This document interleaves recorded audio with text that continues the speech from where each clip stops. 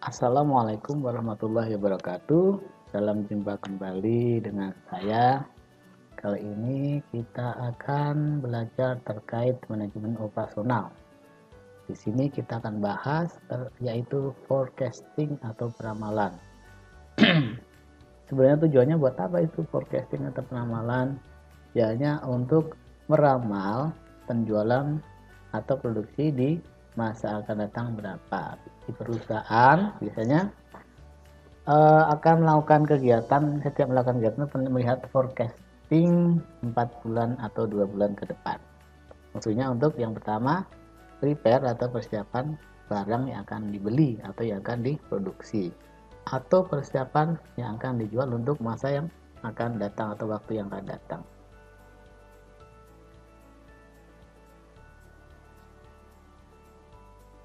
Ya, di sini kita bahas terkait forecasting dengan dua metode, yaitu metode rata-rata bergerak atau moving average method dan metode kuadrat kecil atau least square method.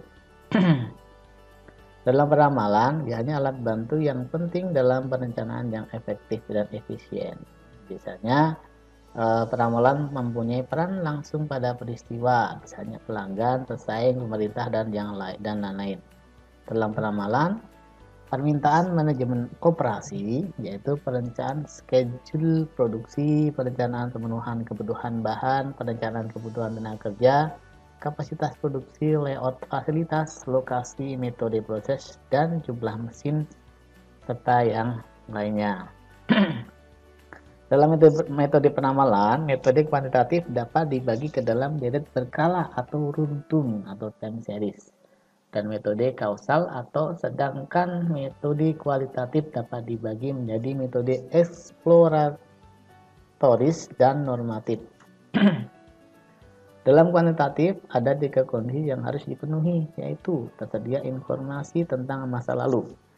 Ketika akan membuat forecast atau peramalan, jika tidak ada masa lalu, kita akan sulit untuk membuat forecastnya, karena menghitung forecast untuk penjualan atau produk yang akan datang, kita harus melihat dari informasi atau data masa lalu. Yang kedua, informasi dapat dikuantitatifkan dalam bentuk data numerik yang jelas, bentuknya angka ya, dan diasumsikan pada pola masa lalu akan terus berlanjut. Atau yang kedua, metode gerak tren untuk mengukur gerakan tren, yaitu metode average method dan least square method. Kita lihat dengan metode single moving average. Metode single moving average yaitu cara menghitungnya menggunakan di dalam contoh ini kita menggunakan cara 3 bulan pergerakan.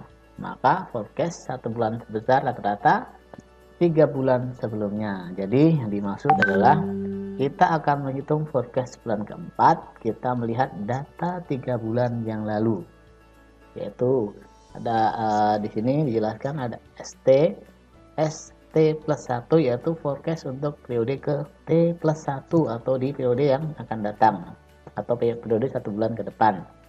Lalu XT data periode, ini periode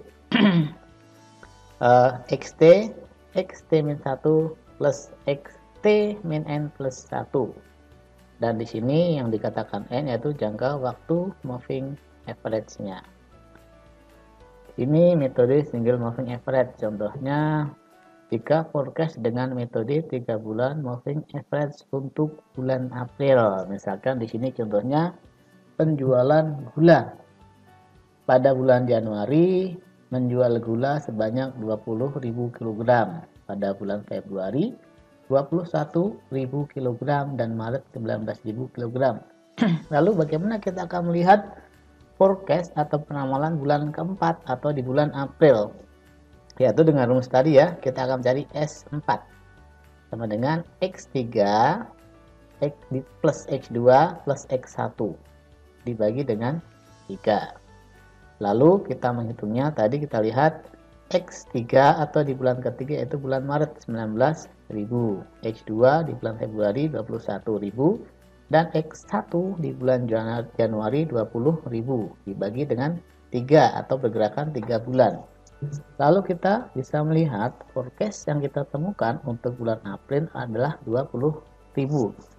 Apakah forecast yang kita hitung itu sudah pasti? Belum, kita hanya merencanakan. Ya, hanya kita akan mengambil 15 atau 25% forecast kita membeli barang atau menyiapkan barang yang akan kita jual untuk 1 bulan yang akan datang. Itu fungsinya, intinya untuk prepare. Lalu ini contoh kita akan menggunakan dua pergerakan, yaitu pergerakan 3 bulan dan pergerakan 5 bulan. Misalkan di sini ada contoh permintaan produksi, misalkan ya, selama 1 tahun. Kita akan melihat di bulan Januari berapakah forecast di bulan Januari, tapi kita di sini juga akan melihat dari pergerakan kedua pergerakan ini yang akan kita pakai yang mana. Intinya kita akan melihat yang paling sedikit errornya, tingkat errornya. Di sini ada 20, 21 dan seterusnya. Lalu yang tadi saya katakan, kita menghitung 3 bulan.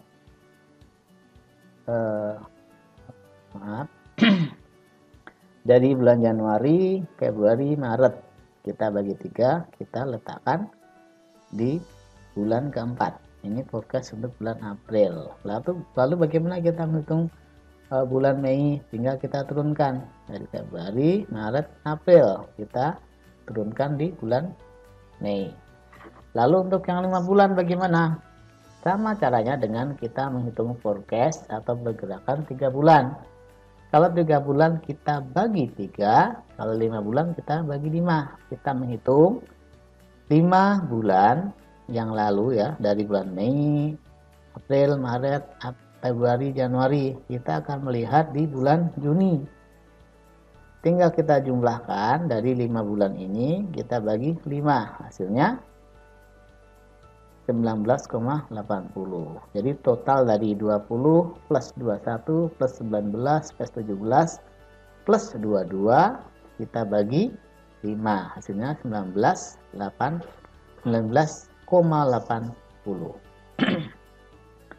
Lalu kita mencoba metode single moving average. Intinya metode single moving average ini biasanya lebih cocok digunakan untuk melakukan forecast hal-hal yang bersifat random. Artinya tidak ada gejala tren naik maupun turun, musiman dan sebagainya, melainkan sulit diketahui polanya atau acak gitu ya. Lalu metode single moving average mempunyai 2 sifat khusus. Pertama, untuk membuat forecast diperlukan data masa lalu selama jangka waktu tertentu. Dan semakin panjang moving average akan menghasilkan moving average yang semakin halus, semakin sedikit tingkat errornya. Di sini kita menghitung forecast error atau mean absolute error. E sama dengan sigma xt min st atau mean square error. E sama dengan sigma xt min st kuadrat dibagi n. Berikut kita coba lihat bagaimana cara menghitungnya dengan contoh yang sama yang di awal tadi ya. Sini permintaan dari Januari sampai Desember. Setelah kita hitung, kita ini untuk yang moving average 3 bulan, pergerakan 3 bulan. Tadi kita sudah hitung di awal dan ini hasilnya. Kita menghitung errornya bagaimana? Kita hitung dari permintaan dikurangi forecast. Permintaan dikurangi forecast, ya di sini ada minus ya, ada selisih 3. Kekurangan 3 ya. Selisihnya ada kelebihan 3. Lalu untuk yang Mei kekurangan 3, ada selisih plus 3, yang untuk yang April plus minus 3. 17 dikurangi 20 minus 3. Mei 22 dikurangi 19 plus 3. Dari data error ini kita absolutkan atau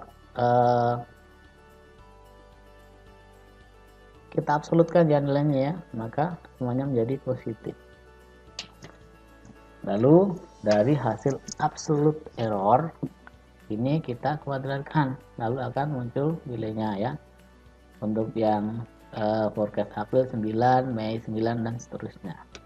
Lalu kita lanjutkan bagaimana jika kita menghitung single move average yang 5 bulan. Sebenarnya sama ya, tinggal kita menghitungnya. Perbandingan error antara 3 bulan dan 5 bulan moving average. Di sini moving average 3 bulan, mean absolute errornya 2,67 dan mean square errornya 8,81. Lalu untuk yang 5 bulan moving average, untuk mean absolute errornya 2,37 dan mean square errornya 7,54. Jadi kita bisa melihat berdasarkan perbandingan tersebut, moving average dengan jangka waktu yang lebih lama, maka forecasting akan menimbulkan penyimpangan lebih kecil. Jadi kita perusahaan akan menggunakan metode single moving average dengan pergerakan 5 bulan karena penyimpangannya lebih kecil ya dibanding dengan yang 3 bulan.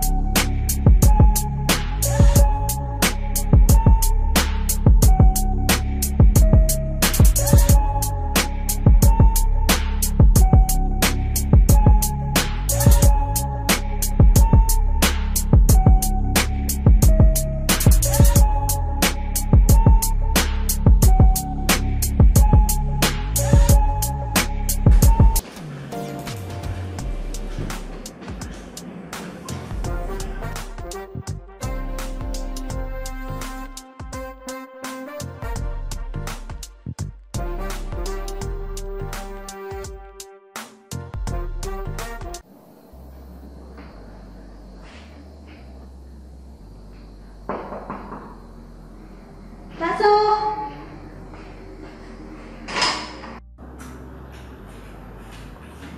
Selamat siang, Bu. Ya, selamat siang. Ada apa? Tadi ada email dari Podcast Semangat. Dia minta dibuatkan podcast untuk unit B3. Tadi emailnya sudah saya forward ke email Ibu. Oh, oke, nanti saya cek di kamu.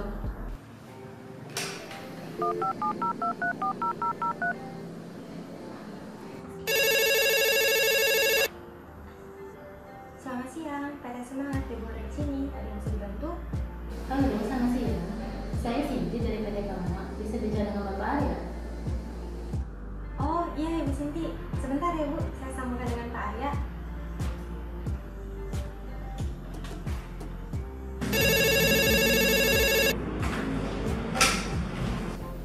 Halo, selamat siang, Pak. Ya, siang juga. Ini saya Cindy dari PT Kamu. Tadi Bapak ada email ke admin saya, Bu Neneng, perihal permintaan podcasting ya, Pak? Iya benar Bu. Bagaimana jadinya? Ini saya konfirmasi dulu ke bagian manajemen saya, nanti saya informasikan kembali ya ke Bapak ya. Oh gitu. Oke Bu. Oh, oke baik Pak. Oh iya Pak, ini kan Bapak mesinnya ada yang rusak ya. Kira-kira proses produksinya berapa lama ya Pak? Kan biasanya kan 1 minggu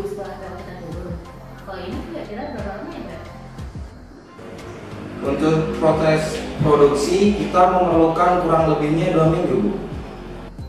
Oh, oke baik Pak. Terima kasih infonya ya Pak. Nanti saya informasikan kembali ya Pak. Iya. Iya. Selamat siang, Bu. Ya, selamat siang. Yuk, Iya Bu. email dari Farel tolong di-forward ke Bu Mina sama Pak Dwi ya. Baik Bu. Kasih ya yuk. Iya. Saya tunggu dulu ya. Ya.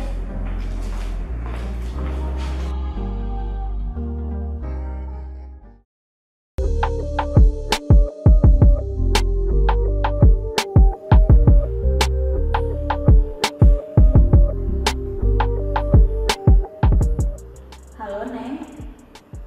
Neng, kamu ke ruangan saya ya sekarang? Iya, terima kasih.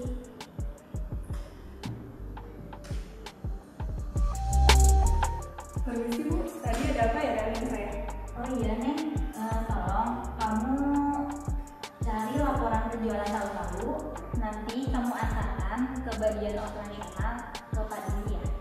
Baik Bu. Ya, laporannya ada di slide, nanti kamu bisa cari. Oke, Ya, terima kasih. sama-sama. Selamat siang semuanya. Selamat siang Pak. Pak. Terima kasih sudah berkumpul di tempat ini. Kita langsung saja ke inti pembahasannya. Saya dapat informasi dari Ibu Simpi bahwa kemarin PT Semangat meminta kita untuk mengirim forecast 3 bulan ke depan. Dikarenakan salah satu mesin mereka mengalami kerusakan. Apakah forecast tersebut sudah disediakan?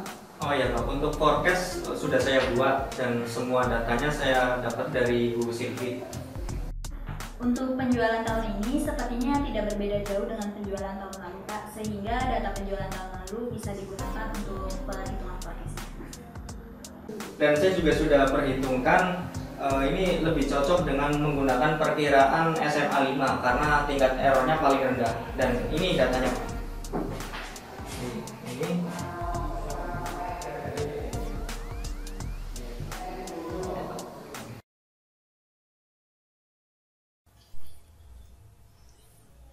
Berikut adalah data penjualan tahun 2018.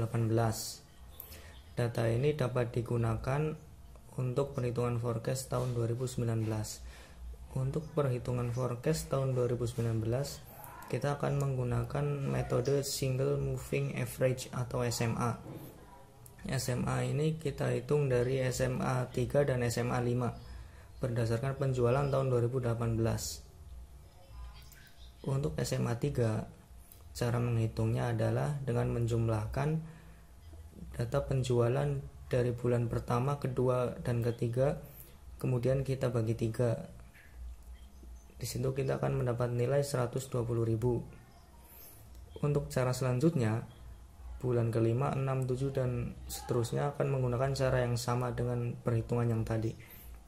Untuk SMA 5, cara menghitungnya adalah dengan menggunakan data bulan pertama, kedua, ketiga, 4, 5 dibagi 5 dan hasilnya adalah 119.800. Untuk perhitungan SMA 5 bulan ke-6. Cara selanjutnya untuk bulan ke-7, 8, 9 dan seterusnya gunakan cara yang sama.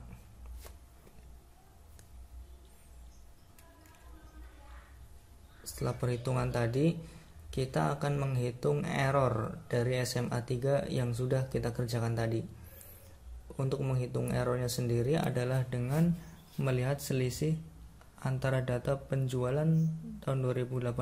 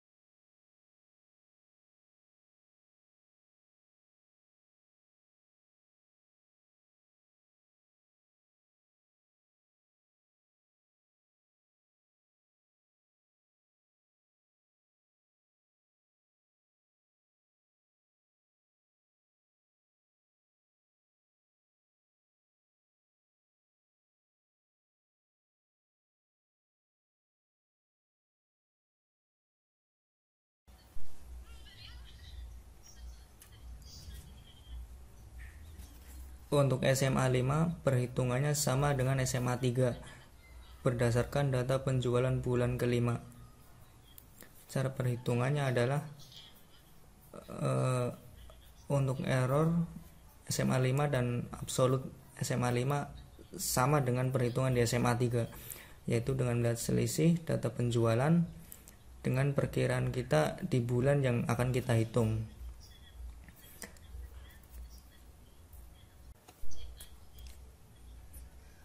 SMA 3 itu lebih besar dari SMA 5, selisihnya lebih besar, sehingga kita tidak menggunakan SMA 3. Dan perhitungan yang paling efektif adalah SMA 5 dengan selisih yang paling sedikit jika dibandingkan dengan SMA 3. Udah sih, itu aja Pak. Baik, jadi kita pesan sesuai forecast dari Pak Dwi. Apa ada tambahan lain? Mengingat alasan mereka meminta forecast untuk mesin yang rusak, itu apakah terjadi kemunduran terhadap waktu tenggang ini jadi berapa lama ya estimasi? Berdasarkan informasi dari Ibu Sinti, untuk waktu produksi itu mundur yang awalnya satu minggu menjadi kurang lebih 2 minggu. Kalau gitu saya rasa lebih baik kita juga memesan stok cadangan ya Pak, karena untuk jaga-jaga gitu. Jadi karena kalau kita pesan dadakan itu jadinya nggak efisien. Saya setuju. Untuk jumlah stok cadangan apakah sudah kamu tentukan? Oh iya, sudah itu Pak. Baik, jika seperti itu nanti langsung saja Bapak informasikan ke Ibu Sinti agar bisa segera kita informasikan ke PT Semangat. Baik Pak. Baik, sepertinya pembahasan ini sudah selesai. Kita akhiri saja. Terima kasih. Terima kasih kembali.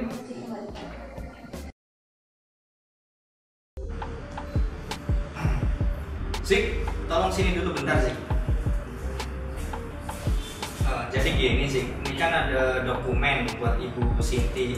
Dia di bagian purchasing. Bisa minta tolong anterin dulu nggak? Ya, bisa Pak. Ya, tolong ya.